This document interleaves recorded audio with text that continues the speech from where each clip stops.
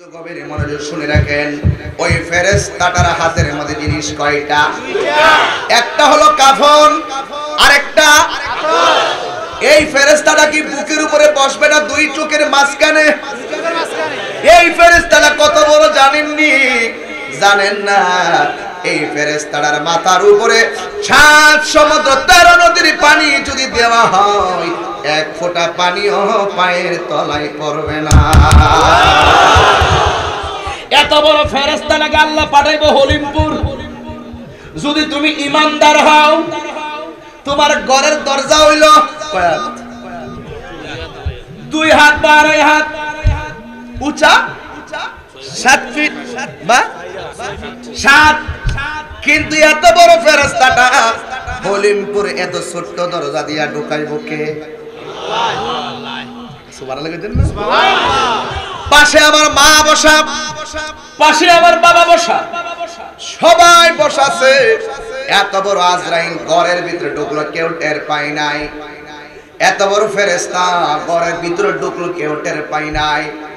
আজরাইলে যেই মাত্র রূহটাকে নিয়ে যাবে, কিন্তু মনে রাখবেন ওই ফেরেশতার হাতের মধ্যে একটা কাফন থাকবে। এখন বলবেন তাহিরি হুজুর, ও তাহিরি হুজুর, এই ফেরেশতা কাফনটা নিয়ে আসবে কেন? আতরের শিশিটা কেন নিয়ে আসবে? আর আজরাইল আসবে একটা কারণে রূহ নেওয়ার জন্য। কিন্তু মানলাম, কিন্তু ওই ফেরেশতার হাতে দুইটা জিনিস কেন থাকবে? কেন থাকবে জানেন নি? আজরাইলে যখন ইমানদারের রূহটাকে বের করবে, আমার আল্লাহ বলবেন, ও ফেরেশতা, আজরাইলের দায়িত্ব হলো রূহ কবজ করা, আর তোমার আমি পাঠাইলাম ওই ইমানদারের রূহটাকে ওই জান্নাতি কাফন দিয়ে তুমি বাইন্ডিং করো।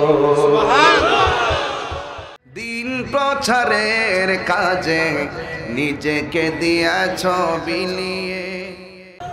লাখ কোটি দরুদ সালাম ওই নবীজির নূরানি কদম মুবারকে, যিনি হায়াতুন নবী, নূর নবী, গায়েবের খবর দেনওয়ালা, আকায়ে নামদার, তাজদার মদিনা, মক্কার মতি, মদিনার জুতি, দুকুলের সাথী, উম্মতের কান্ডারি, বিশ্বসভার সভাপতি, সমস্ত আম্বিয়া কেরামদের মাথার মুকুট, যার বাহন ছিল বুরাক, যার সফর হয়েছে মেরাজ, যার গমন হয়েছে সিদরাতুল মুনতাহা, যার লক্ষ্যস্থল ছিল কাবা পৌঁছাই, যার উদ্দেশ্য ছিল আমার আল্লাহ পাকের দিদার।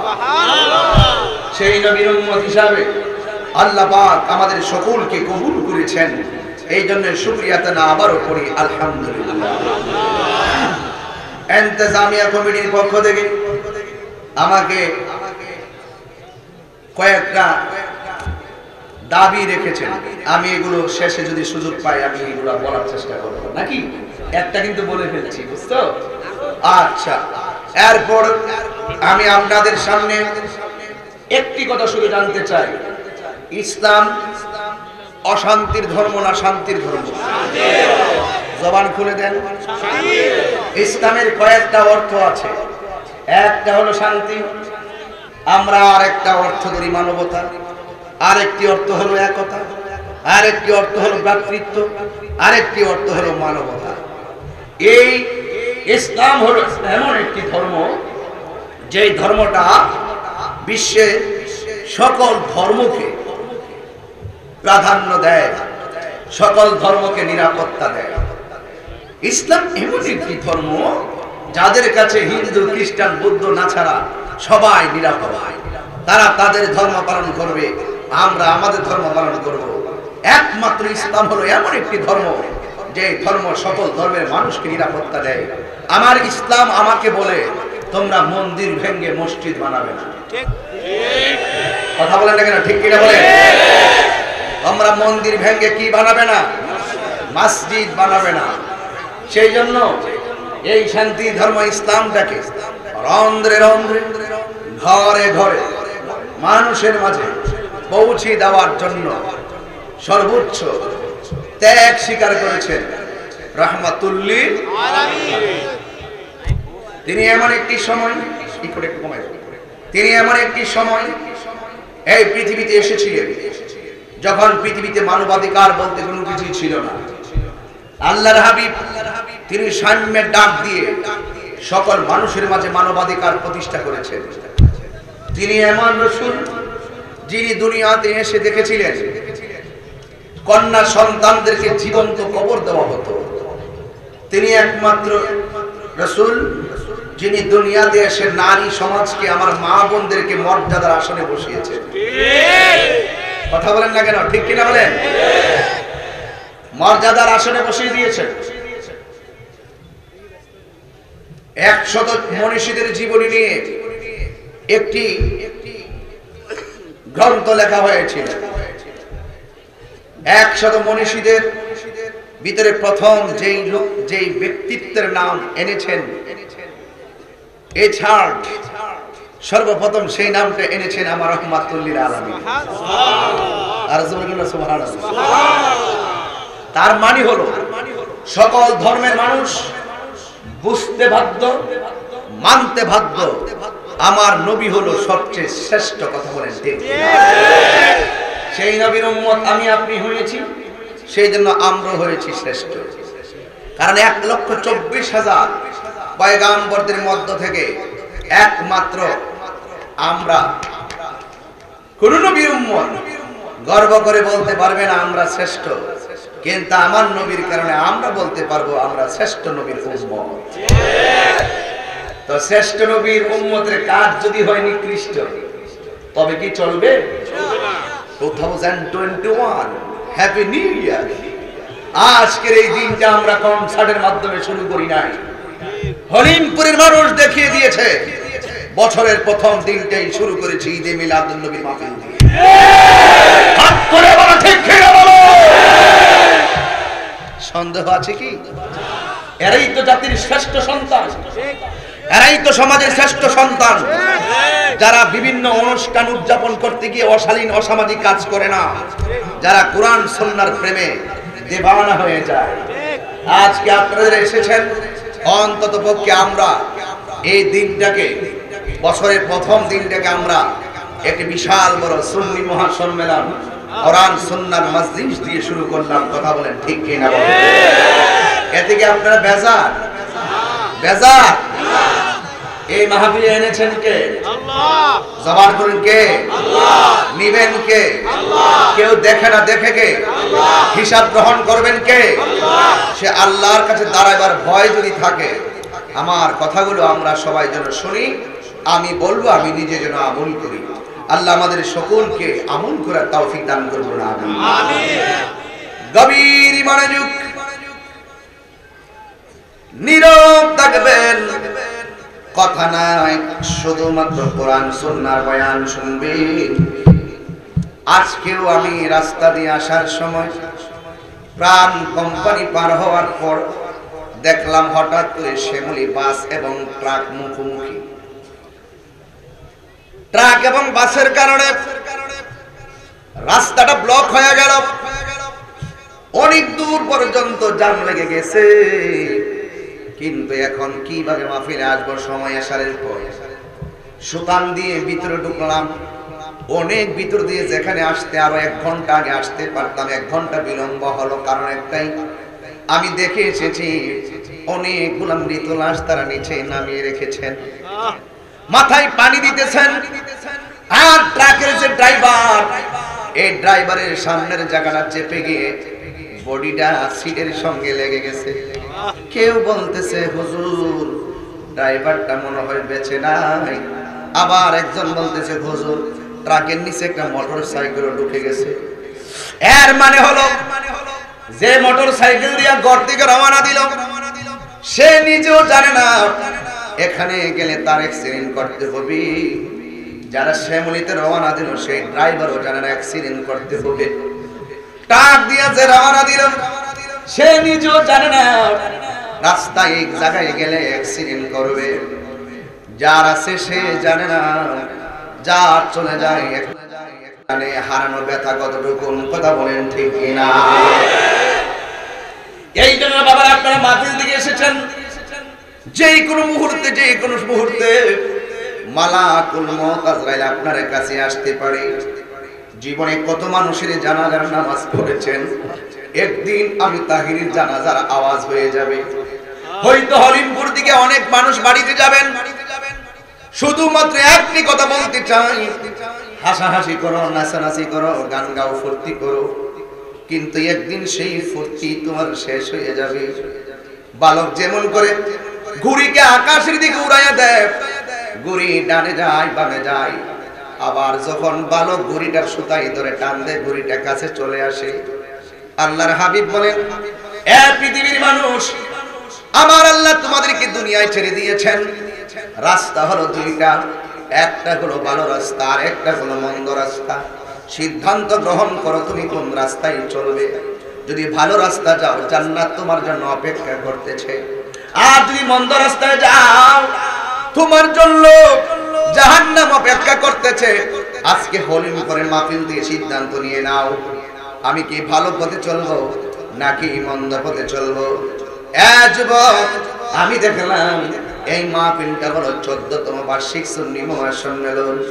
এবার এলাকার কবরস্থানটা ঘুরে আসো, হলিমপুরে কবরস্থান আছে না নাই?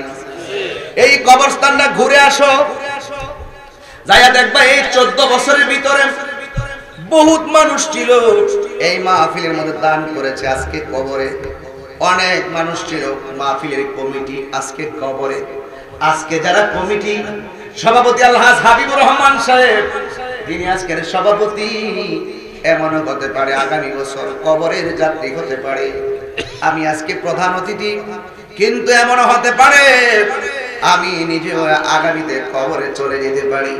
নিঃশ্বাসের কোনো বিশ্বাস নাই। জীবনে কত জানাজার নামাজ পড়ছো গো, ও আমার হলিমপুরের বন্ধুরা, দিলটা নরম করে দাও।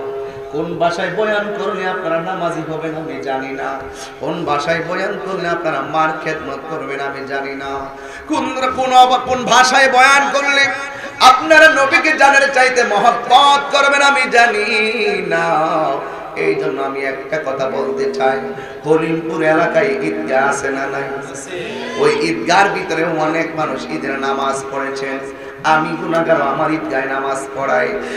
যুবক, পায়ের মধ্যে হাত দিয়া বলি, জীবনে এমুকের নামাজ পড়লাম, হিসাব মিলাইছো, এমুকের নামাজ পড়লাম, হিসাব মিলাইছো, কিন্তু একবার চিন্তা করো, আমার জানাজাটাও তো একদিন মানুষগুলো লাইন ধরে পড়বে, ওই দিন আমার বডিটা সোজা হয়ে খাটের মধ্যে পড়ে থাকবে, কিন্তু আমার দেহের কোনো স্বার্থ থাকবে না, আপনার সঙ্গে কথা বলতে পারবো।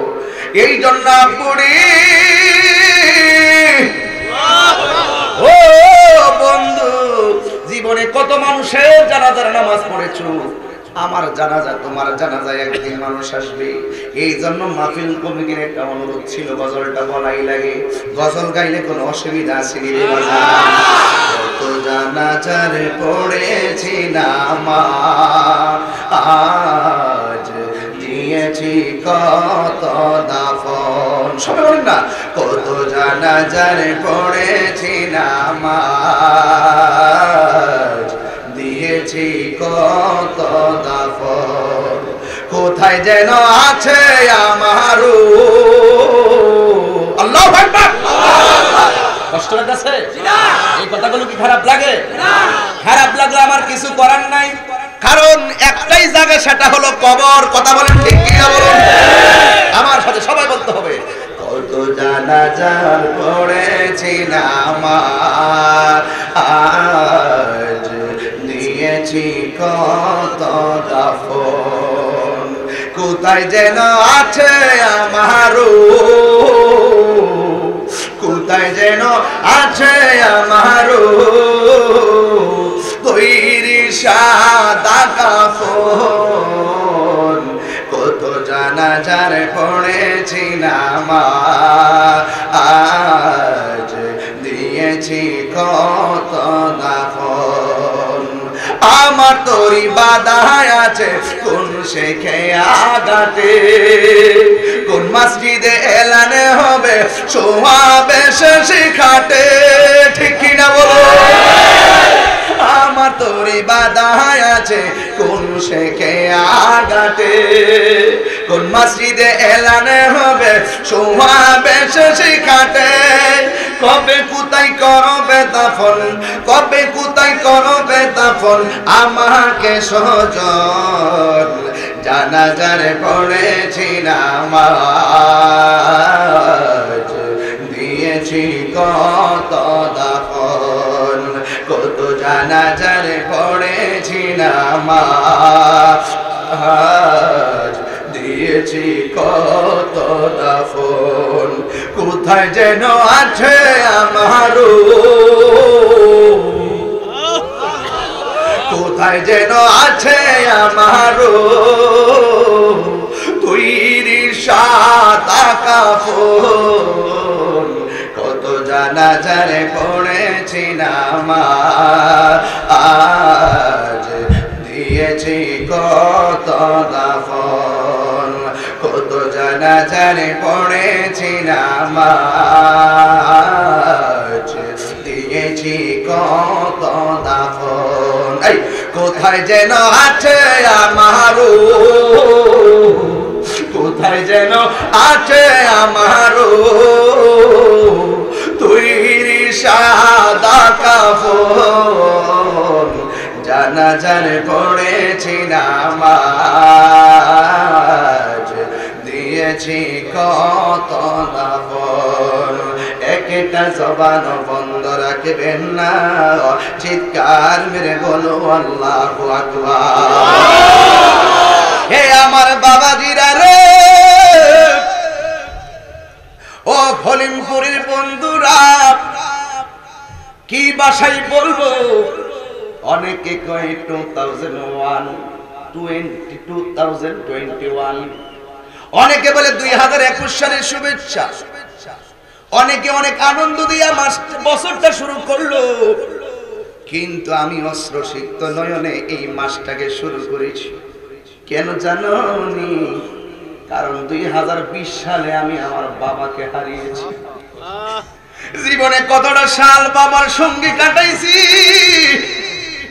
এই সালটা বিদায় হলো আমার মতো অনেক মানুষ নিজের বাবারে হারাইছে আমার মতন অনেক মানুষ নিজের মারে হারাইছে এই জন্য যুবক কষ্ট নিও না কথাগুলো বলতেই হবে রাস্তা হলো দুইটা একটা হলো ভালো রাস্তা আর একটা হলো মন্দ রাস্তা একটা হলো ন্যায়ের পথ আর একটা হলো অন্যায়ের পথ বাছাই করে নাও তুমি কোন পথে চলবে বাছাই করে নাও তুমি কার সঙ্গে চলবে এই জন্য পড়ি ও মৌলভী বাজারের বন্ধু সিলেটের বাবারা আমি গুনাহগার কথাগুলো বিনায়া বিনায়া বলে দিয়ে যাই যদি পারো এক ফোঁটা চোখের পানি ফালাইয়া দিবা দেখবা এই চোখের পানির উসিলাই যদি তোমার আব্বা কবরে থাকে আমার আল্লাহ ওই আব্বার কবরটাকে জান্নাত বানাইয়া দিতে পারে কি পারে না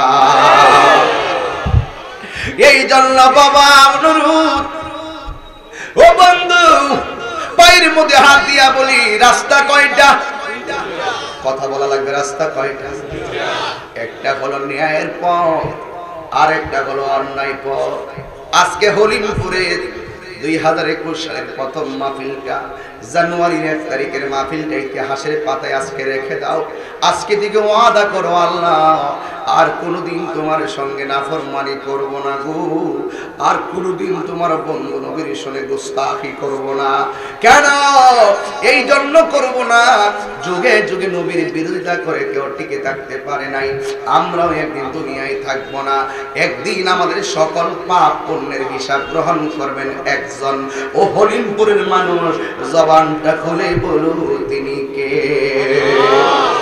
এ আমার আশিকিন জাকিরিন মুহিব্বিন বাবা জিলাইরি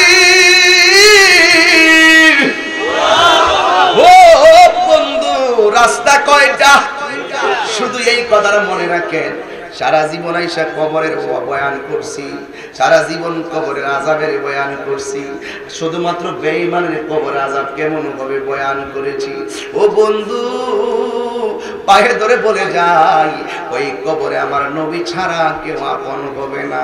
আমার নবী, আপনার নবী রাহমাতুল লিল আলামিন এই দুনিয়ার ভিতরে এসে দুইটা কন্ডিশন নিয়ে এসেছেন। আল্লাহ বলেন, মা আতাকুমুর রাসূলু ফাখুযুহু ওয়া মা নাহাকুম আনহু ফান্তাহু।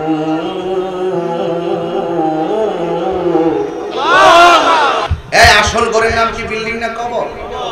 আর যারা বিল্ডিং না কবর, হাত তুলুন, হাত তুলুন, হাত তুলুন, সোজা করুন। ঘুম আসলে তো চলবে না। একটা স্লোগান আমি দিচ্ছি, আকাশ বাতাস মুখরিত করে আল্লাহকে ডাক দিবেন, নারে তাকবীর, নারে রিসালাত, নারে গাউসিয়া, আহলুস সুন্নাত ওয়াল জামাত জিন্দাবাদ। হাত নামান, হাত নামান। আপনারা জবান খুলে বলুন, আসল ঘরের নাম কি? এই জন্য আব্বা রাস্তা কয়টা? রাস্তা কয়টা? কোন কোন রাস্তা? একটা ভালো আর একটা মন্দ। মন্দের বয়ান করলাম কবরের আযাব, কিন্তু আমি আজকে একটা প্রমাণ দিয়ে যাই হলিমপুরের জমিনে। শুধু একটা কথা বলতে চাই, আমার নবী, আপনার নবী দুনিয়াতে এসেছেন হককে প্রতিষ্ঠিত করতে যাইয়া আমার নবীর গায়ে মোবারকে পাথর জড়াইছে। কথা বলেন ঠিক কিনা? এই জন্য যুবক ভাইরা আমি প্রায় সময় বলবো, সুন্নাত নয় শুধু দাওয়াতের মেহমান। এই পোলাপান চেতন আসে কিনা বলো? সুন্নাত নয় শুধু দাওয়াতের মেহমান, আর কিছু সুন্নাত আছে তুমি জানো কি? জানলেও জীবনে কখনো তা মানো কি? কথা বলেন ঠিক কিনা? সুন্নাত নয় শুধু নির্জন দানে যাওয়া, আর সুন্নাত হলো পাথরের আঘাত খাওয়া। ঠিক কিনা বলো? মহব্বতে তার সুদিনের সাথী তুমি, দুর্দিনেও তার পাশে থাকো কি? আরো কিছু সুন্নাত আছে তুমি জানো কি? জানলেও জীবনে কখনো তা মানো কি? জানলেও জীবনে কখনো তা মানো কি? জবান খুলে বলো, রাস্তা কয়টা? রাস্তা হলো দুইটা। আমার নবী কি অন্যায়ের দাওয়াত দিল না ন্যায়ের দাওয়াত? আমার নবী কি সত্যের দাওয়াত দিত না মিথ্যার দাওয়াত? সত্যের দাওয়াত যারা গ্রহণ করেছে তারা সাহাবী, তারা ঈমানদার। আর ওই দাওয়াত যারা গ্রহণ করে না, জবান খুলে বলো তারা কি? তারা বেঈমান। যারা বেঈমান তারা জাহান্নামী, যারা নবীর দাওয়াত মেনেছেন তারা হলো জান্নাতি। কিন্তু মনে রাখবেন, আমার নবী, আপনার নবী যখন দিনের দাওয়াত দিত, অনেক মানুষ নবীকে দেখে দেখে কালিমা পড়ে মুসলমান হয়েছে। আবার কিছু কিছু মানুষ আছে যারা নবীকে দেখে মুসলমান তো হয় নাই, বরং আমার নবীর বদন মুবারকে পাথর মেরেছে। আমার নবীর বদন মুবারকে পাথর মেরেছে। এ যুবক, যেই নবীর বদন মুবারকে মশা মাছি বসে নাই, ওই নবীর বদন মুবারকে পাথর মেরেছে। এই জন্য আমি গুনাহগার আপনাকে বলে দিয়ে যাই, নবীর বদন মুবারকে পাথর যারা মেরেছে এরা কি জান্নাতি না জাহান্নামী? এবার আসো দেখি ঈমানদার কারে কয়। আমরা সারা জীবন শুনেছি ঈমানদারের রূহ নেওয়ার সময় কে আসে? আরো জোরে কোন কে আসে? ঈমানদারের রূহ নেওয়ার সময় আজরাইল তোমার ঘরে হাজির হয়ে যাবে। এই হলিমপুরে আজরাইল আসছে, এতে কোনো সন্দেহ আসেনি। সব জায়গায় জায়গায় আজরাইল এসে রূহ নিয়ে যাবে, কিন্তু মনে রাখবেন ঈমানদারের রূহটা নেওয়ার সময় আরেকটা ফেরেশতা আমার আল্লাহ পাঠায়। ঈমানদারের রূহ নিবে আজরাইল, কিন্তু আরেকটা ফেরেশতা ঈমানদারের কাছে আসবে। দুইটা ফেরেশতা ইমানদারের কাছে আসবে। আজরাইল আলাইহিস সালাম এসে ইমানদারের মাথা বরাবর বসবে। মাথা বরাবর বসে বসে ইমানদারের মাথার চুলগুলা সুন্দর করে খাওয়াইয়া দিবে। জবান খুলে কি আল্লাহু আকবার বলবেন না? নানার মাথায় চুল যখন আশ্রয়া দেয়, কি কন নাতি যখন নানার চুলগুলো আস্তে আস্তে আঙ্গুল দিয়ে আশ্রয়া দেয়, নানার ঘুম আসে কি আসে না? এবার যখন ওই আজরাইল ইমানদারের কাছে আইসা যখন মাথার চুলগুলো আশ্রয়া দিবে, এমন ভাবে আঙ্গুল দিয়া দিয়া সুন্দর করে গোড়ার মধ্যে এমন ভাবে নাড়া দিবে, তখন ইমানদার আস্তে আস্তে ঘুম ঘুম ভাব এসে যাবে। কিন্তু তার অবস্থা বড় খারাপ। ঘরের মানুষ মনে করতেছে এই লোকটা আর বাঁচবে না, হয়তো মারা যাবে। মুমূর্ষু অবস্থায় মানুষটার মাথার পাশে আজরাইলে মাথার চুলগুলো সুন্দর করে আঙ্গুল দিয়ে দিয়ে টোকা মেরে মেরে ঘুম পাড়াইতাছে। আর আমার আল্লাহ ডাক দিয়ে কয়, ও ফেরেশতা, আজরাইল হরিমপুরের বাড়িতে এমন জনের মাথার পাশে গিয়ে তার মাথাটা আশ্রাইতেছে, আর তুমি এখানে বসে থাকো না, তুমিও হরিমপুরে যাও। যাইয়া যেই বান্দাটা একটু পরে দুনিয়া থেকে বিদায় নিবে, ওই লোকটা বিদায় নেওয়ার আগে দুইটা চোখের মাঝখানে তুমি ফেরেশতা যায়া আসন বানায়া বসে যাও।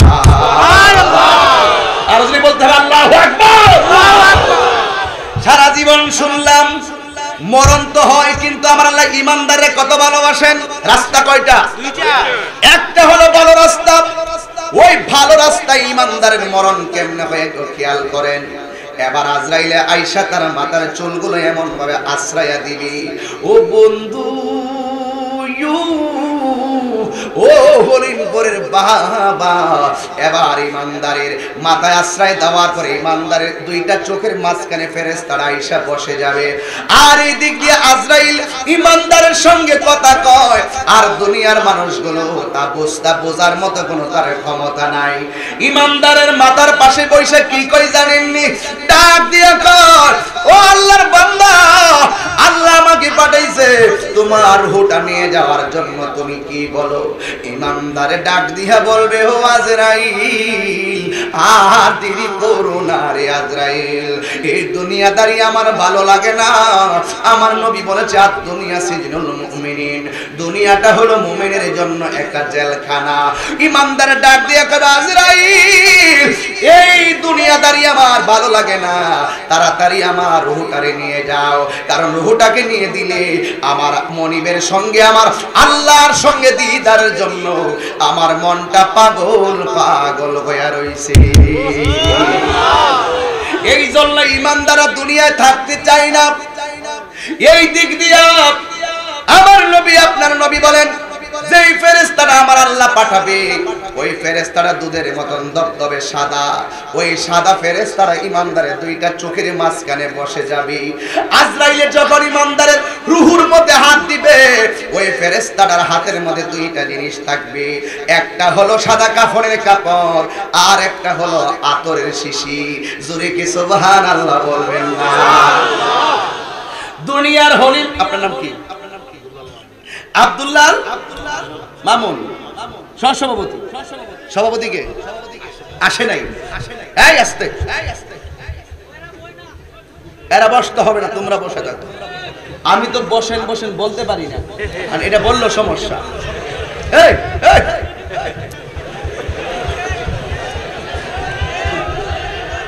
বসেন কইলো সমস্যা, ঠিক না বলেন? এই জন্য বলি না, সারা দুনিয়ার মানুষ বসেন গেলে প্রবলেম না, তাহিরি বসেন গেলে সমস্যা।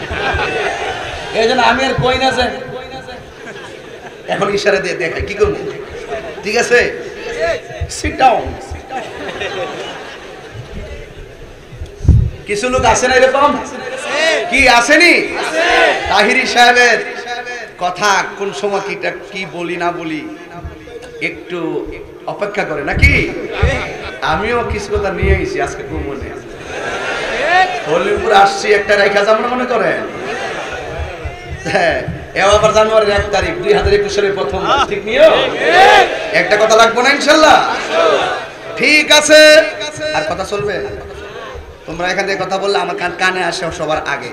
আর পিছন দিক দিয়ে কথা বললে মারামারি লাগলো, আমার খবর সমস্যা নাই, এরারটা আমার কানে আসবে না। এই জন্য বাবু তোমরা আমার ডান পাশে যারা, বাম পাশে যারা, কেমন মারহাবা কি দিন আপনারা? রাস্তা কয়টা? কথা কয় রাস্তা কয়টা? আমরা কি ইমানদার না বেঈমান? ইমানদার। এই হাত তুলে দে, ইমানদার না বেঈমান?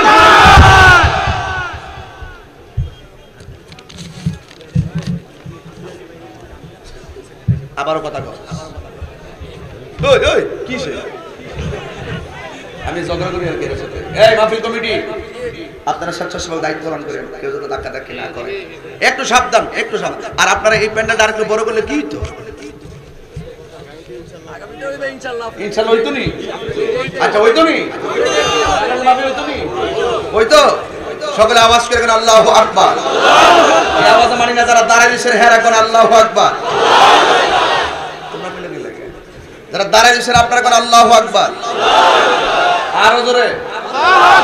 এখন যারা বসে আছেন কোন আল্লাহু আকবার। বসেন কইলে অসুবিধা আছে? বসেনের আওয়াজ জোরে নি, এই কি বুঝতেইব। হ্যাঁ, এবার সবাই মিল্লা কোন আল্লাহু আকবার। বলেন ইয়া রাসূলুল্লাহ, ইয়া ওয়ালি আল্লাহ। খুশি না বেজার? একটা জবান বন্ধ রাখবেন না। আবার হলিমপুরের মানুষ জবান খুলে কোন রাস্তা কয়টা? এই জন্য যারা ইমানদার, মৌলভী বাজারের মানুষ কি কি ইমানদার? মাঝে মাঝে বেজাল আছে না নাই? বেজাল্লারও কি অবস্থা হবে সেটাও বলবো, কিন্তু ইমানদারের আগে বলে নেই। কারণ ইমানদারের 14টা চোখের মাঝখানে একটা ফেরেশতা বসবে, তার হাতের মধ্যে বস্তু কয়টা? কি কি কি বলেন? কাফন।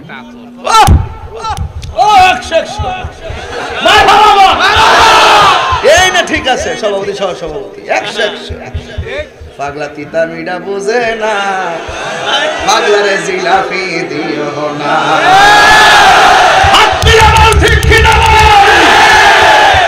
কইছিনা দিয়া যামু আজকে, একটু অপেক্ষা করা লাগবো। এই লাগা ঠিক আছে, ওয়াজ করলে ওয়াজ মনে রাখতে হয়, কথা কোন ঠিক কি না? ফেরেশতার হাতে কয়টা জিনিস? একটা হলো কাফন, আরেকটা কি? আতর ব্যবহার করা কি? আতর ব্যবহার করা কি?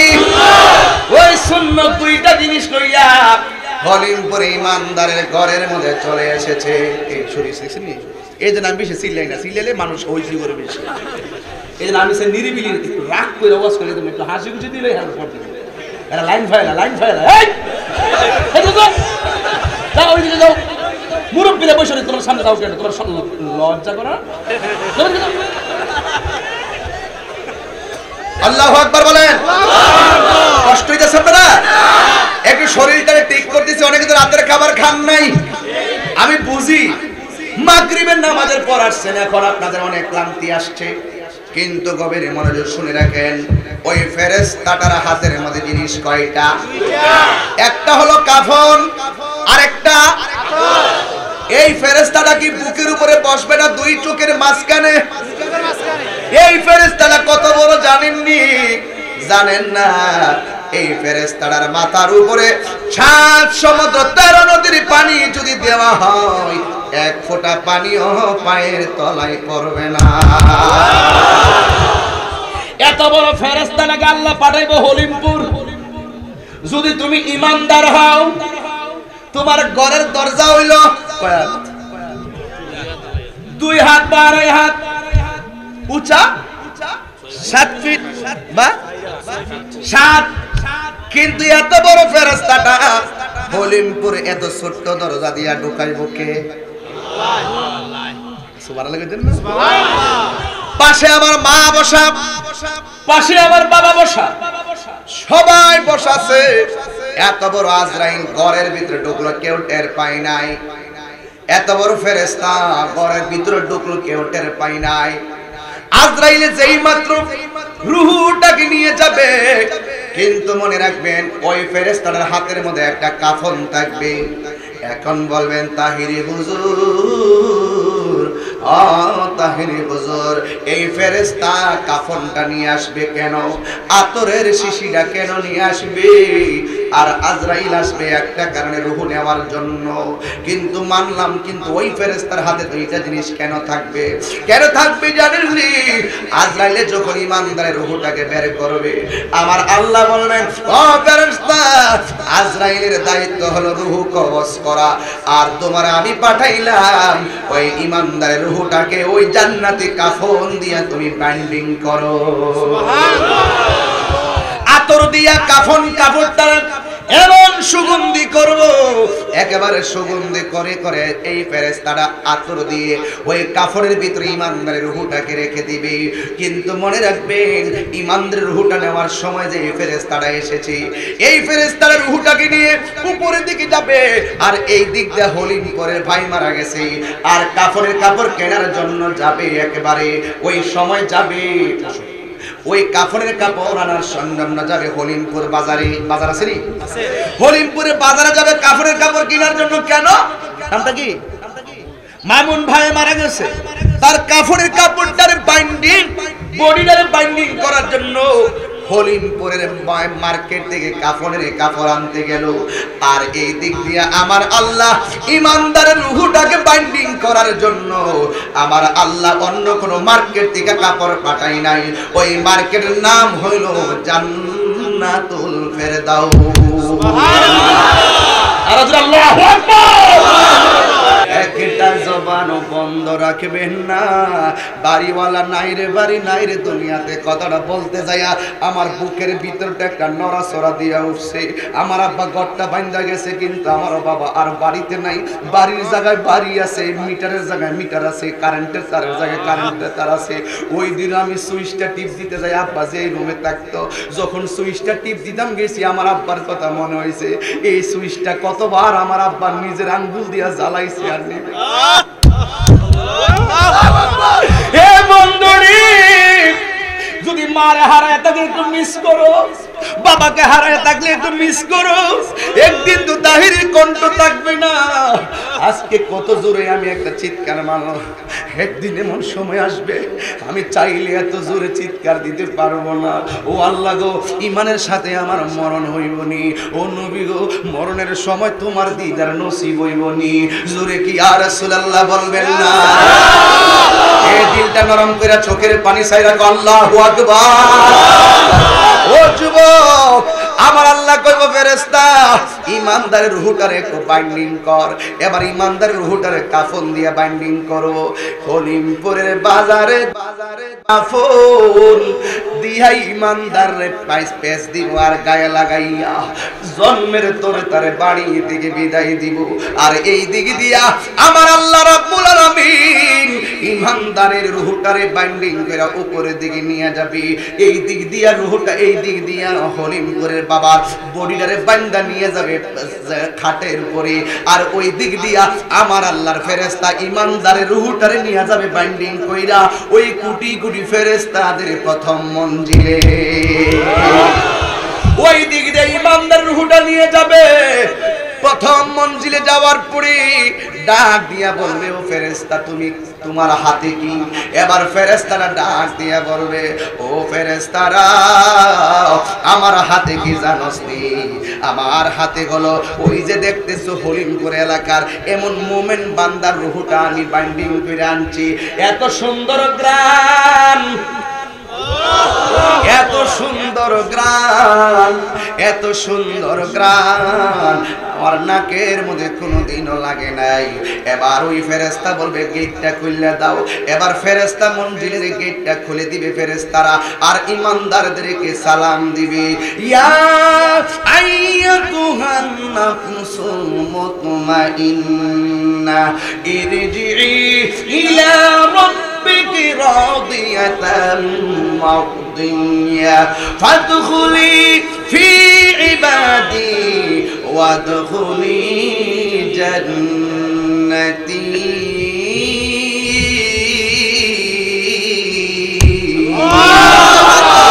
তেলাওয়াত করলে খারাপ লাগে? এই জন্য যুবক ভাইরা, ফেরেশতাদের প্রথম মঞ্জিলে ইমানদারের রূহটা নেওয়ার পরে যাবেন প্রথম আসমানে, যাইয়া দেখবে প্রথম আসমানের মধ্যে একটা গেট আছে। প্রথম আসমানের গেটের দারোয়ান ডাক দিয়ে বলে, ফেরেশতা তোমার হাতে কি? কই এমুক গ্রামের ইমানদার বান্দার রূহ। এবার দ্বিতীয় আসমানের মধ্যে যাবে, গিয়া জিজ্ঞেস করবে তোমার হাতে কি? কই ইমানদারের রূহ। তৃতীয় আসমানে যাবে, তোমার হাতে কি? কই ইমানদারের রূহ। এইভাবে প্রথম আকাশ, দ্বিতীয় আকাশ, তৃতীয় আকাশ, চতুর্থ, পঞ্চম, ষষ্ঠ, সপ্তম আকাশে যাবে। আল্লাহ ডাক দিয়া বলবে, ফেরেশতা আর সামনে যাওয়া লাগবে না, আমি আল্লাহ ইমানদারের রূহটারে রাখার জন্য একটা বাড়ি বানাইছি। এখন কি বানাইছে? আমি আল্লাহ রাব্বুল আলামিন ইমানদারের রূহটারে রাখার জন্য আমি সুন্দর করে একটা স্থান নির্ধারণ করে দিয়েছি, আমি বাড়ি বানায়া দিয়েছি। ওই জায়গাটার নাম কি জানেন? ওই জায়গার নাম হইল ইল্লিন। জোরে কোন মারহাবা। ওই জায়গার নাম হইল ইল্লিন। ইল্লিনে থাকবে ইমানদারের রূহগুলো, আর সিজ্জিনে থাকবে বেঈমানের রূহগুলো। কথা বলেন ঠিক কিনা?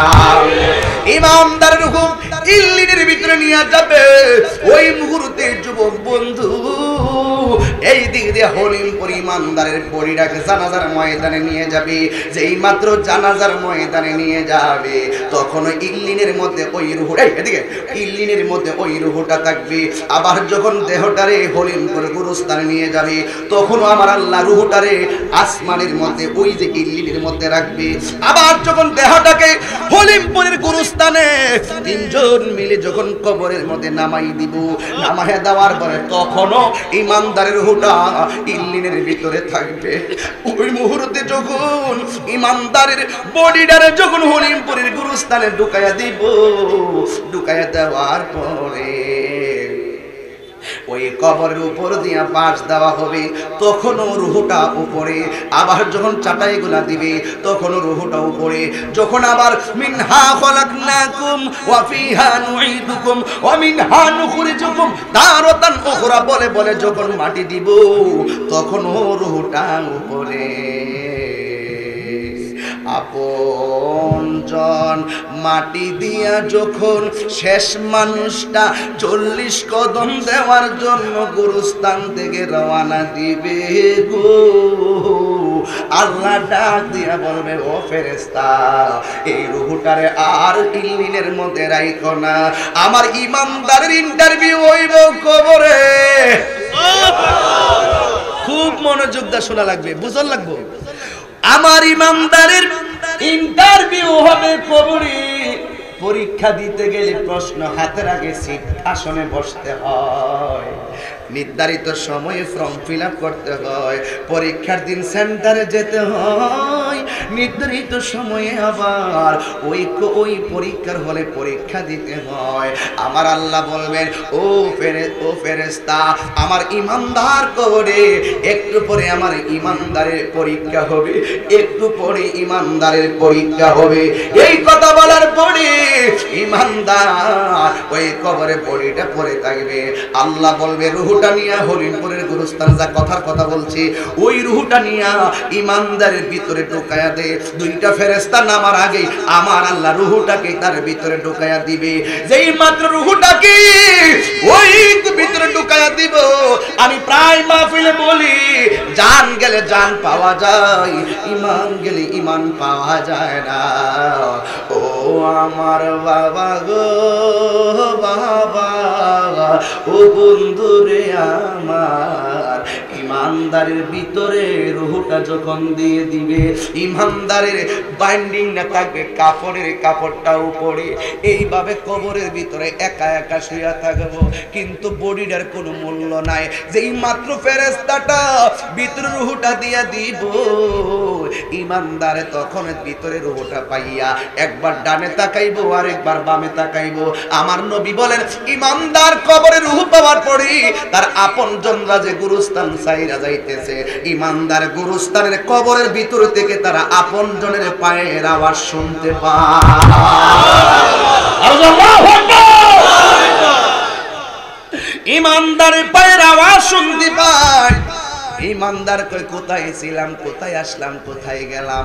এই কথা বলার পরে ইমানদারের ভিতরে রুহুটা শুধুমাত্র দেওয়ার পরে একবার ডানে তাকায় আর একবার বামে তাকায়। হঠাৎ করে ইমানদার দেখে কবরের ভিতরে একটা খুটখুটানি আওয়াজ হইতেছে, দুইজন ফেরেশতা কবরে নামতেছে। কবরে নাইমা ইমানদার আগে সালাম দিয়েছে। সালাম দিয়া ইমানদার এইভাবে একটু খেয়াল করেন না, তুই তো চলে ইমানদার কবরের ভিতরে কাফনের কাপড় মোড়ায়া শুয়া থাকে আর ছায়া থাকে। হঠাৎ কইরা চিনা নাই জানা নাই মুনকার নকির কবরের ভিতরে আসবে, আইসা ইমানদারের সুন্দর করে ভদ্রভাবে উঠাইয়া বসাবে। বসানোর উপরে ইমানদারের দুইটা তিনটা প্রশ্ন করবে। এক নম্বর প্রশ্ন, মার রব্বুকা? ইমানদার বলবে রব্বি আল্লাহ। ও হলিমপুরের মানুষ জবানটা কইলা বলো আল্লাহ, জবান খুলে বলো আল্লাহ। এই ডাকটা কবরে দিতে পারবো নি। ইমানদারে বলবে রব্বি আল্লাহ। ও বাবা গো, ও হলিমপুরের বাবা। এবার ইমানদার দুই নম্বর প্রশ্ন করবে, ও আমার দিনুকা, তোমার ধর্মটা কি? ইমানদার হলিমপুরের গুরুস্থান থেকে বলবে দিনিয়াল ইসলাম। এবার ইমানদারে জিগাইব, আমা কুনতা তাকুলু ফি হাক্কি হাজার রাজুল, মান হাজার রাজুল, এই লোকটাকে, এই লোকটা সম্পর্কে তুমি কি ধারণা করতে? ইমানদার বলবো তিনি আমার জাহান, তিনি আমার প্রাণ, তিনি আমার ঈমান, রাহমাতুল লিল আলামিন। যেই মাত্র ইমানদার জবাব দিব, দেওয়ার সাথে সাথে আমার আল্লাহ বলবেন, ও আমার এইদিকে তাকাও, ও আমার ফেরেশতারা, আমার ইমানদার পরীক্ষায় পাশ করেছে, তাড়াতাড়ি জান্নাতি জারি, জান্নাতি যাইয়া জান্নাতি একটা বিছানায় আর বিছানাটা আনিয়া ইমানদারের বোর্ডের নিচে বিছায়া দে। কি যে কত সুন্দর সুন্দর বেড আমাদের মৌলভীবাজার পাওয়া যায়, নবীগঞ্জে পাওয়া যায়, বাহুবলে পাওয়া যায়। স্বয়ং আল্লাহ যাই ইমানদারের জন্য জান্নাতি বিছানাটা বিছায়া দিব। কেন জানেননি? আমার আল্লাহ বলবেন এই বিছানার ভিতরে ইমানদার কিয়ামত পর্যন্ত ঘুমায়া থাকবে। শুধুমাত্র তাই নয়, রুহু দেওয়ার পরে ইমানদার যখন ঘুমায়া ঘুমাবে, কিন্তু ইমানদার শোয়ার সাথে সাথে ঘুম আসবে না। আমরা কিন্তু ঘুমাইলে একবার ডানে তাকাই আর একবার বামে তাকাই। এখন মাহফিল থেকে বাড়িতে যাওয়ার পরে বিছানায় শুইলে কি সাথে সাথে ঘুম আসে নাকি? একবার ডানে যাই আর একবার বামে যাই। ইমানদার যখন বিছানাটা পেয়ে যাবে, আবার আল্লাহ দিবে বিছানাটার মধ্যে ঘুমায়া থাকার জন্য। কিন্তু আল্লাহর লীলা খেলা বোঝা যায় না। ইমানদার ওই কবরে জান্নাতি বিছানায় একবার ডানে যাবে আর একবার বামে যাবে। ডানে যায়া কি দেখবো জানেননি? ডান দিকে কাট দিয়েই দেখবে ওই কবরের ভিতরে একটা নূরের লাইট জ্বলে আছে। যেই কবরে কোনো সাথী নাই, যেই কবরে কোনো বাতি নাই, ওই কবরের ভিতরে একটা লাইট জ্বলে আছে। এবার ইমানদার ডাক দিয়া বলবে, আলো তুমি কে গো? এই কবরে তো কোনো ছিদ্র নাই যে দুনিয়ার চাঁদের আলো লাগবে। এই কবরে তো কোনো রাস্তা নাই আকাশের চাঁদের আলো রাখবে, সূর্যের আলো লাগবে। তুমি কে? আমার ঘরের ভিতরে এমন ভাবে লাইট দিতেছো ওই আলোর জবানটা খুলে যাবে। ওই আলোটা দিয়ে বলবে, ও আল্লাহর বান্দা, আমার চিনো না রে, আমি কে জানোনি গো? তুমি যে দুনিয়ার ভিতরে 5 ওয়াক্ত নামাজ আদায় করেছিলে, ওই আমলটাকে আমার আল্লাহ লাইট বানাইয়া তোমার কবরে পাঠাইয়া দিছি। আল্লাহু আকবার। শুধুমাত্র তাই নয়, বাম কাঁধ দিবে ইমানদার, বাম কাঁধ দিয়া দেখবে আর একটা আলো জ্বলে আছে, লাইট জ্বলে আছে। এবার ইমানদার ডাক দিয়া বলবে, ও আলো তুমি কে গো? আমার কবরের মধ্যে আলো দিতেছো। এবার ওই আলোটা ডাক দিয়া বলবে, আল্লাহর বান্দা, আল্লাহু আকবার জোরে বলবেন। ওই আলো ডাক দিয়া বলবে, আল্লাহর বান্দা গো,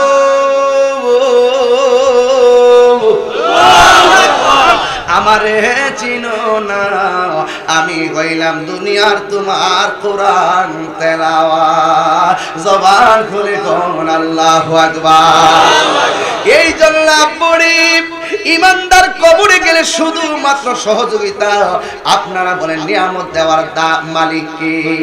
কিন্তু আপনি একই কবরে যদি বেঈমান হইয়া যান, আমার নবী বলে, আপনার নবী বলে, বেঈমান হইয়া কবরে গেলে তুমি যত কষ্ট করো না কেন, কিন্তু বেঈমান হইয়া কবরে গেলে ডান পাশের মাটিটা এক প্রান্তে চলে যাবে, বাম পাশের মাটিটা আরেক প্রান্তে চলে যাবে। ও বন্ধু, দুই পাশের মাটিটা তোমার বডির ভিতরে এমন জোরে চাপা মারবে গো, তোমার হাড্ডিটা একেবারে গোড়া বানায়া ফেলবে। ডান পাশের হাড্ডি গুলি বাম পাশের হাড্ডি। আল্লাহু আকবার। কি ভাষায় বয়ান করব?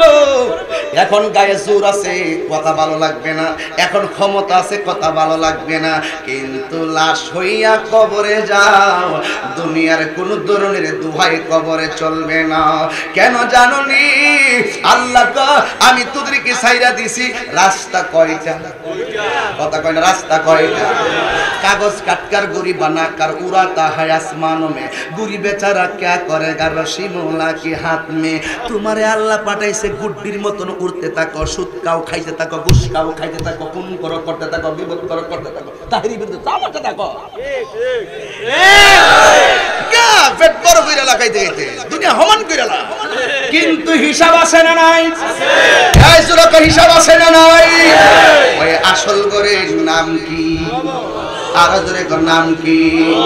ওই কবরে গেলে হিসাব ফাইনাল হবে। এখন বলবেন তাগিরি হুজুর, কবরের মাটি কেন আমার চাপা দিব?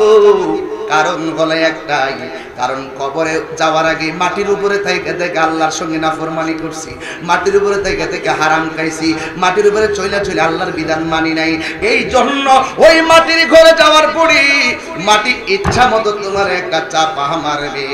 আমার নবী বলে এই মাটি চাপা দেওয়ার পরে তার যে কণ্ঠের আওয়াজটা, এই আওয়াজটা যদি পৃথিবীর কোনো সুস্থ মানুষের কানের মধ্যে লাগতো, ওই সুস্থ মানুষটা কানের পর্দাগুলা ফেটে যাইতো আর লোকটা রক্তক্ষরণ হতে হতে মারা যাইতো। এই জন্য আমার যুবক ভাইরা, ওই কবর যাওয়ার আগে আল্লাহর বিধান দরকার আছে না নাই? শুধুমাত্র তাই নয়, ও যুবক, কবরে শুধুমাত্র আল্লাহর সঙ্গে নাফরমানি করলেই শুধুমাত্র কবরে আযাব নয়, শুনি তুমি দুনিয়ার বান্দার হক যদি নষ্ট করো, কবরে আযাব আছে না নাই? তুমি যদি দুনিয়ায় মা বাবার কষ্ট দাও, কবরের ভিতরে আযাব আছে না নাই? এই জন্য একটা ঘটনাই আমার মনে পড়ে গেল, বলবো? একটা ঘটনা মনে পড়লো। এক আল্লাহর বন্ধু গুরুস্থানের পাশ দিয়া যাচ্ছে, যাওয়ার পরে আল্লাহর বন্ধুর বেলায়েতের পাওয়ার দিয়া কবর থেকে একটা লাশ উঠাইছে। আল্লাহু আকবার বলবেন না? কবর থেকে লাশ উঠাইছে। আরে আমরা দেশে তো একটু সুন্দর হইলে মনে করে যে না জানে কি সুন্দর রে, কবরে যাওয়ার পরে বুঝবা সেই সুন্দরটা থাকে কিনা। বাংলাদেশের একজন লোক ছিল, যেই লোকটা মারা যাওয়ার পরে তদন্তের স্বার্থে পুলিশ আবার কবর থেকে লাশটা তুলছে। এক নায়িকা মনে হয় সম্ভবত, তারা 6 মাস না 7 মাস পরে লাশটা কবর থেকে তুলছে। থাকতে তো নায়িকা ছিল সুন্দরী, কিন্তু কবরে দেওয়ার পরে 6-7 মাস পরে কবর থেকে উঠানোর সময় বাড়িঘরের মানুষ সব লাইন ধরছে সুন্দরী মেয়েরে দেখবে, কিন্তু দেখা গেল তার হাড্ডি ছাড়া কবর ভিতরে আর কিছু নাই। কোথায় গেল তোমার রূপের বাহাদুরি? কোথায় গেল তোমার সম্পদের বাহাদুরি? কবর হবে আলোকিত তখনই যদি তোমার হৃদয়টা আল্লাহর প্রেমে আলোকিত হয়, নবীর প্রেমে আলোকিত হয়। ঠিক কি না? আল্লাহু আকবার।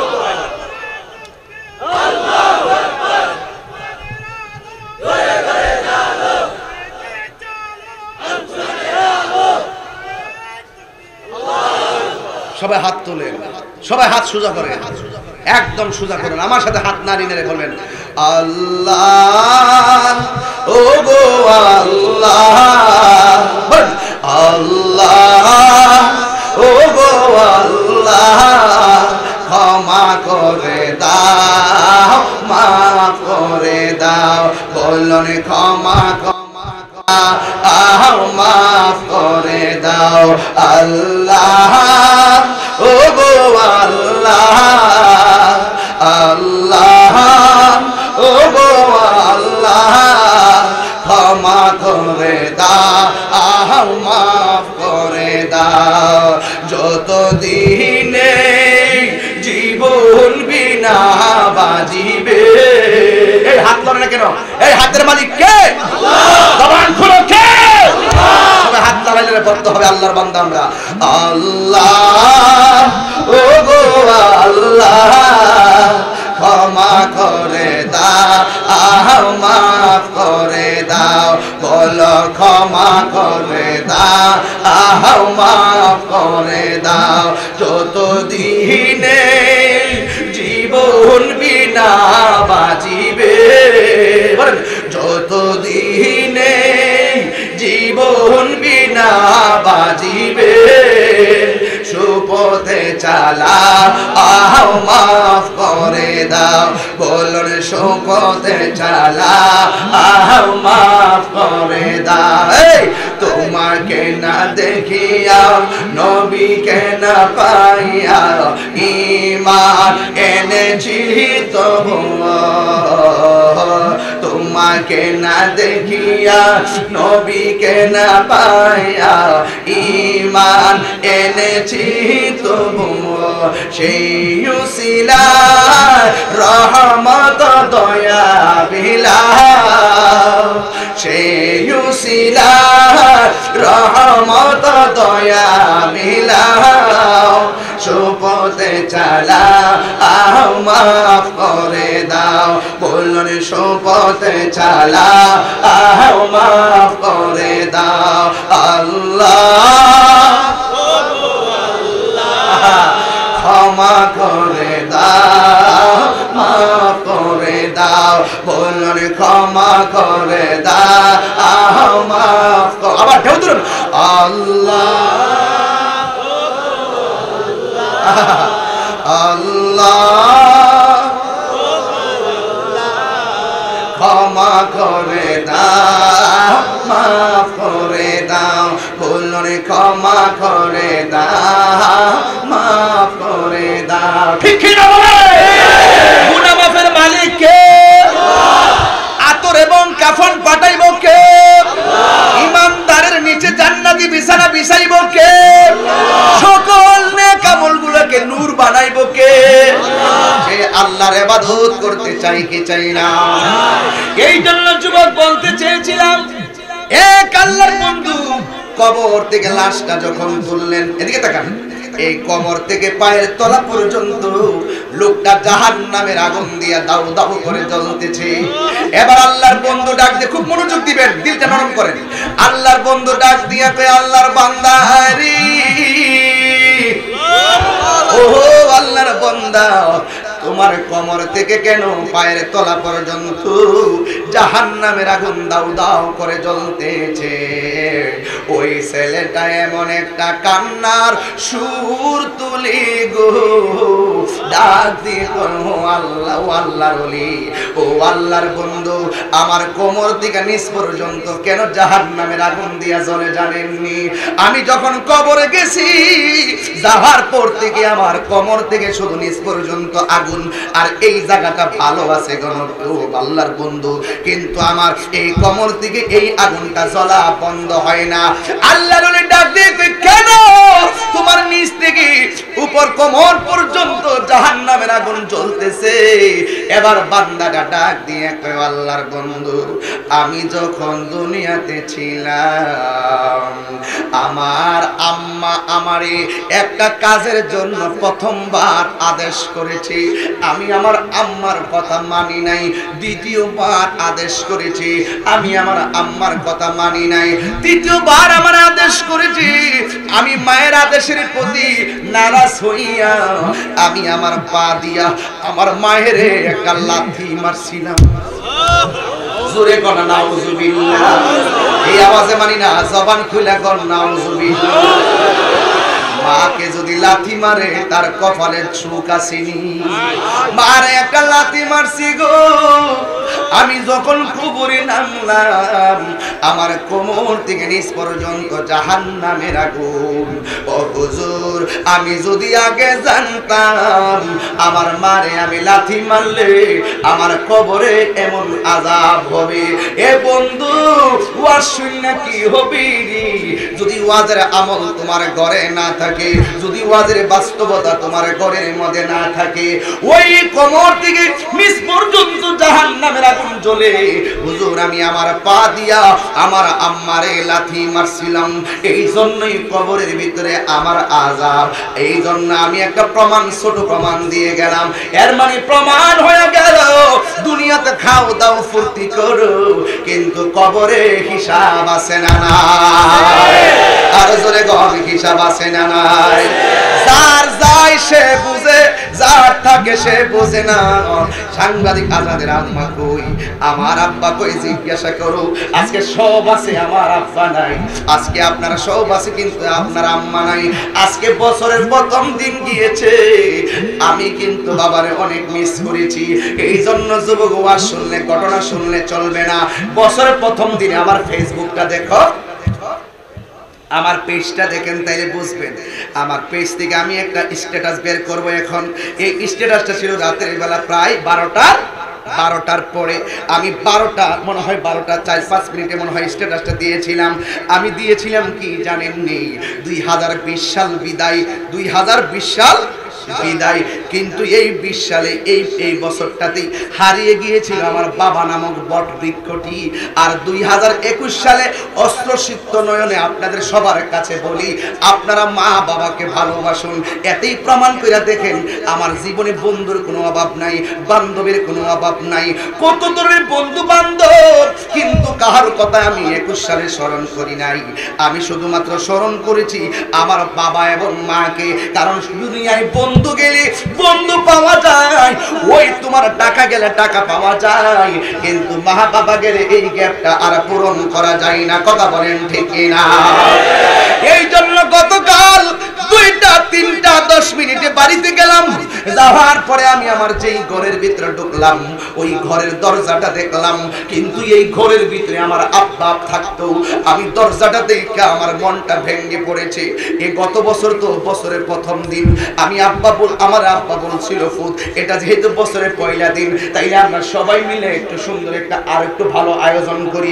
প্রত্যেকটা ফ্যামিলিতে বিশেষ দিনে বিশেষ কিছু আয়োজন থাকে। কথা বলেন ঠিক না বেঠিক? এই জন্য আমার বাবা সেই দিন চলে গেছিল খড়মপুর দরবার শরীফে, কল্লা শহীদ রহমতুল্লাহের মাজারে গিয়া যত ফকিরা ছিল, ফকিরে যায় তিনি টাকা দিয়েছিলেন, খাবার দিয়েছিলেন। এই জন্য বুড়ি, এই বাবা যার নাই তার মতন কপাল পুরা আর কেউ নাই। এই জন্য আমি গত রাত্রে বাড়িতে যাইয়া দেখলাম আমার বাবার দরজাটা খোলা আছে, কিন্তু আমার বাবা নাই। বাবা যে খাটের মধ্যে বাস করতো, খাটটা আছে, কিন্তু আমার বাবা নাই। আমি প্রায় মাহফিলে এবার শুধু একটা কথাই বলি, এই জন্য 2021 সালটা আমার বাবার গানটাই গাইতে চাই। দরজাটা খুলতে খেয়ে যায় ধোঁকা, বাবা বুঝি বলছে এলে নাকি খোকা। এইগুলো শুনবেন, বিভিন্ন শিল্পীরাও গায়, কিন্তু যেগুলো ভালো এগুলো গাইবেন। দরজাটা খুলতে খেয়ে যায় ধোঁকা, মা বুঝি বলছে এলে নাকি খোকা। বুকের ভেতরটা নড়ে চড়ে উঠে, বুকের ভেতরটা নড়ে চড়ে উঠে, চোখ বেয়ে জল নেমে আসে, শুধু মানে শুধু মানে শুধু মানে শুধু মানে এই সেই ঘর, এই সেই খাট, বিছানার পাশে আছে পানের বাটা, চশমাটা পড়ে আছে পাশে, শুধু মানে শুধু মানে শুধু মানে শুধু মানে। জানি ফিরে পাবো না হারানো তিথি, বাবা শুধু আজ তাহিরির ফেমে বাঁধা স্মৃতি। জানি ফিরে পাবো না হারানো তিথি, মা শুধু আজ তাই ফেমে বাঁধা স্মৃতি। বুকের ভেতর নড়ে চড়ে উঠে, বুকের ভেতরটা নড়ে চড়ে উঠে, চোখ বেয়ে জল নেমে আসে, শুধু মানে শুধু মানে শুধু মানে শুধু মানে এই সেই ঘর এই সেই খান, বিছানার পাশে আছে পানের বাটা, চশমাটা পড়ে আছে পাশে, শুধু মানে শুধু মানে শুধু মানে শুধু মানে। একটা জবান বন্ধ রাখবেন না। হরিমপুরের গুরুস্থানে যার বাবা গেছে সে বুঝবে বাবা কেমন সম্পদ। হরিমপুরের গুরুস্থানে যার মারে চিরয়তীম বানায় শোয়াই দিয়েছো সে বুঝবে মা হারানো কত সম্পদ। এই জন্য বছরের প্রথম দিন 2021 সালে 1 জানুয়ারি আপনাদেরকে শুধু একটা কথাই বলবো, মা বাবারে কান্দাইয়া তাহিরির বয়ান শোনার জন্য হরিমপুর আসবেন। আপনার মতো শ্রোতা আমার দরকার নাই। মা বাবার কষ্ট দিয়ে আমার কাছে মুরিদ হয়ে আমারে আব্বা আব্বা করবেন, বাবা বাবা ডাকবেন, মামা মামা ডাকবেন। আপনার মতো মুরিদ আমার দরকার নাই। মা বাবা সন্তুষ্টি হলে আমার আল্লাহ সন্তুষ্টি, মা বাবা কষ্ট পাইলে আমার আল্লাহ কষ্ট পাই। কথা বলেন ঠিক কিনা? এই জন্য মাহফিল সাজিয়েছ। আমাকে বলছিল জিহাদের ঘটনা বলার জন্য বলতে পারবো, অসুবিধা নাই, কিন্তু আমার কথা একটাই, ঘটনা শুনলাম মুখস্থ করলাম বাড়িতে চলে গেলাম, কিন্তু ওয়াজের তাসির ঘরের মধ্যে ঢোকে নাই, তাইলে আমার বয়ান করে কোনো লাভ হলো না রে আব্বা। এই জন্য আমি পায়ের মধ্যে হাত দিয়ে বলি, জীবনে যদি চিরদিকে হিরো হইতে চাও, দুইটা মানুষে কোনোদিন চোখের পানি ফালায় কান্দাইবা না, কারণ কবরের জায়গাটা বেশি ভালো না। রাস্তা কয়টা? কথা কেন? রাস্তা কয়টা? ভালো যদি হও কবরে গেলে তুমি শাস্তি থেকে বাঁচতে পারবা, আর যদি তুমি যদি বেঈমান হও কবরে গেলে তোমার শাস্তির ব্যবস্থা হয়ে যাবে। এই দুনিয়ার কোন মানুষ যদি রাস্তায় বিপদে পড়ে তাইলে তোমাকে সেভ করার জন্য সমাজের মানুষ আসবে। ঘরের পাশে আগুন লাগলে ঘরের মানুষ নিভাইতে আসে কি আসে না? কিন্তু আমি ওই দিন আমার এক মুরিদের আব্বা মারা গেছে, আমারে বলছে জানাজা পড়ানোর জন্য। আমি গেলাম জানাজা পড়ানোর জন্য, নিজে জানাজা পড়াইয়া গুরুস্থানে গেলাম। মুরিদের আব্বা মারা গেছে, আমি কবরের মধ্যে শোয়াইয়া দিলাম। কবরে নামানোর পরে মাটি দিলাম, দেওয়ার পরে আমি কবরের পরে দোয়ার জন্য দাঁড়াইছি। কিন্তু আমি তারে ওই যার আমার মুরিদকে জিজ্ঞাসা করলাম, ও বাবা এই কবরটা তোমার বাবার, কিন্তু এটার পাশে এক হাত ধরে আরেকটা কবর আছে, এই কবরটা কার? ওই ছেলেটা ডাক দিয়ে বলে, হুজুর ও আব্বা গো, এই কবরটা হলো আমার বাবার, আর এই কবরটা হলো আমার আম্মার। একটা কবর থেকে আরেকটা কবরের দূরত্ব মাত্র কয় হাত? একটা কবর থেকে আরেকটা কবরের দূরত্ব মাত্র হলো 1 হাত। তখন আমি কবরের পারে নীরবে দাঁড়ায়া একটা মনটা নরম হয়ে গেছে। কেমন জিন্দেগি, কেমন জগৎ। এখানে হলো ছেলের বাবার কবর, 1 হাত দূরে হলো মায়ের কবর। দুইজন এক সংসারে কত চলাফেরা করলো, কত কথা বললো। আজকে অন্ধকার কবরে, একটা কবরের পাশে আরেকটা কবরী, স্বামী স্ত্রী দুইজন পাশাপাশি শুইয়া রইছে গো। একজনের খবর আরেকজনের নেওয়ার কোনো ক্ষমতা নাই। কথা বলেন ঠিক কিনা? এটাই হলো পৃথিবী। কেউ তোমার কবরে আপন হবে না। কবরে গেলে বুঝবা কয় মাসে বছর যায়। এই জন্য আমি বলে দিতে চাই, একটা কথাই শুধু বলতে চাই, দুনিয়াতে থাইকা আপনি নাফরমানি কইরেন না। নাফরমানি কইরা কবরে গেলে আমার আল্লাহর হাবিব বলেন, নাফরমানি কইরা যদি ওই কবরের ভিতরে যাইবা, ওই কবরের ভিতরে আমার আল্লাহ অন্ধ একটা ফেরেশতা পাঠাবে, যার কান দিয়া শুনবে না, চোখ দিয়া দেখবে না। ওই ফেরেশতারা আসিয়া বেঈমানকে এমন জোরে আঘাত করব, বেঈমানকে আঘাত করে করে 70 গোছ মাটির নিচে নিয়ে ঢুকাইয়া দিবে।